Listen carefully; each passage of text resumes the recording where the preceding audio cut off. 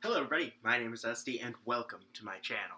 As most of you know, I am on break, which means I am back in Milwaukee, which also means that I have a lot of free time. Not only that, I also have a ton of local fish stores that I can visit and buy things from and do all the things that I normally can't do when I'm at school. So yesterday I was driving around to a lot of my local fish stores just looking for something to fill my 10-gallon tank.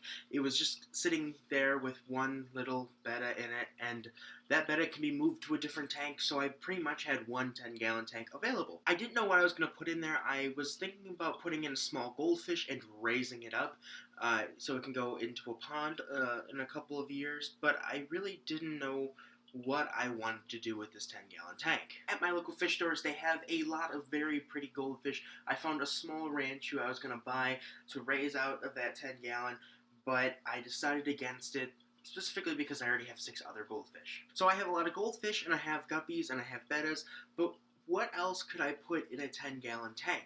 I've been looking for a relatively cheap axolotl to put in there for now, but I couldn't find one that I actually liked, and I wasn't going to pay $50 for an axolotl that I really didn't find to be attractive to me.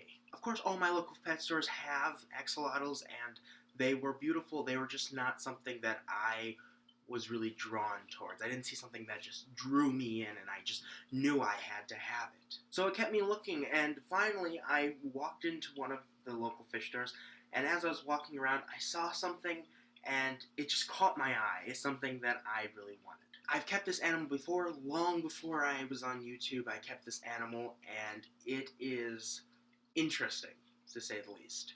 It's an animal that I found interest in a long time ago, and I still to this day think it's really exciting to watch, and to grow is just so rewarding. So what is it, you might be asking? Well, it's called an African clawed frog. When I was a sophomore at university, I had 3 of them in a 20-gallon tank. They were named Alfred, Stephen, and Phyllis, and they were so incredible to watch grow. I grew them all from a stage right after they were tadpoles, and I don't know, I ended up giving them away because I couldn't take care of them, and I wanted to explore fish more, so I got rid of them, and I missed them so much, so I decided I would get one African clawed frog and keep him in a 10-gallon tank. The 10-gallon tank should suit him for a long time. I had mine in a 10-gallon tank for a year and a half before I upgraded them to a 20-gallon, so by the time they're ready to be upgraded to a bigger tank, I'll have the room, hopefully have the room and be graduated from university, and I'll be able to give them a bigger tank. But for now, one African clawed frog can live in a 10-gallon tank, so I'm not very concerned about that. I've gone ahead and named him already. His name is Jack.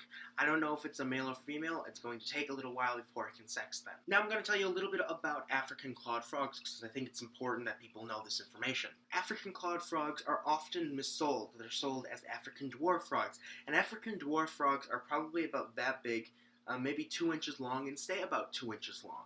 Meanwhile, African clawed frogs start off at about 2 inches and grow to be about the size of my fist. The reason why they're missold is because oftentimes African clawed frogs are sold when they're little, and they look exactly like African dwarf frogs. Well, to the untrained eye, they look exactly like African dwarf frogs. The difference is African dwarf frogs won't destroy your entire community tank, where an African clawed frog will eat everything in sight and completely destroy your community tank. That's why they're so important to keep on their own. I consider them predatory, because they will eat anything and everything. Even if there's a smaller African clawed frog in the tank, the bigger one will eat the smaller one. They have no regard for anything. If it fits in their mouth, they eat it. And that's why I moved the betta to its own 2.5-gallon tank. I already had one in store, and I moved the African clawed frog into a 10-gallon tank.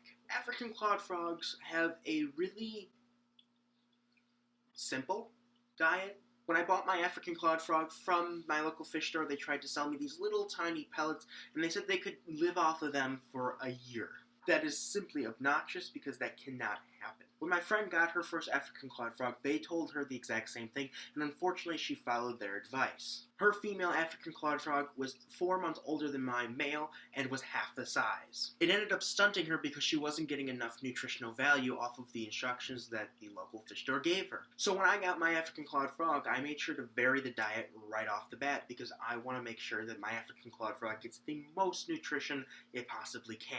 A lot of the time I feed them what I can find in stores, such as pellets, turtle pellets. They make frog sinking pellets. They also have mealworms and freeze-dried mealworms. So I kind of feed them whatever I can find that's not only on sale, but also that has a lot of nutritional value. But if you're able to get one, I recommend you do. They make wonderful pets. They're so fun to watch. They're easy to care for, and if you do it right, you will feel so rewarded by the time they're fully adults. For right now, I'm going to grow out Jack until he gets to a good size, and then I'm going to get another one, and hopefully it's a female, and try to breed them myself. If you've watched any of my videos, you know I absolutely love and adore frogs, so this would be a dream come true, being able to raise my own African clawed frogs. This is my last video in my temporary fish room. Next week I head back to university, so I will not be making a video until I return. Until then, I'll be tearing down my fish tanks and getting everything ready to go back to university to finish off the rest of the year. Hopefully for the summer, I'll have a more permanent fish room set up out there that I can use when I come back on vacations. I'm also going to be setting up a little studio type thing back there to record videos with proper lighting and a better background. For now, though, I want to know what you guys did this week, so if you did something cool or nothing at all, leave it down in the comments below. Make sure you like and subscribe. I make videos as often as I can, I guess now, but usually it's every 3 days, and I will see you all back in the fish dorm. Bye. Murderous fish, who doesn't like that, huh? I also want piranhas, but that's not on this list, but we'll get there someday.